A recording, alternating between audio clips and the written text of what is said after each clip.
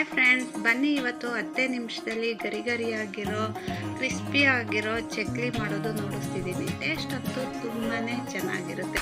ಒಂದು ಮಿಕ್ಸಿ ಜಾರಿಗೆ 3/4 ಕಪ್ಪು ಕಡಲೆಪಪ್ಪು ಹಾಕಿ ಗ್ರೈಂಡ್ ಮಾಡಿಕೊಳ್ಳಿ. ಅದಕ್ಕೆ 2 ಕಪ್ ಅಕ್ಕಿ ಹಿಟ್ಟು ಹಾಕಿ ರುಚಿಗೆ ತಕ್ಕಷ್ಟು ಉಪ್ಪು, ಎಳ್ಳು, ಜೀರಿಗೆ, ಇಂಗು, ಖಾರ ಪುಡಿ ಹಾಕಿ ಚೆನ್ನಾಗಿ ಮಿಕ್ಸ್ ಮಾಡಿಕೊಳ್ಳಿ. ನಂತರ ಕಾದ ಬಿಸಿ ಎಣ್ಣೆಯನ್ನು ಹಾಕಿ, ಎಣ್ಣೆ ಅಥವಾ ಬೆಣ್ಣೆ ಏನು ಬೇಕಾದ್ರೂ ಹಾಕಬಹುದು.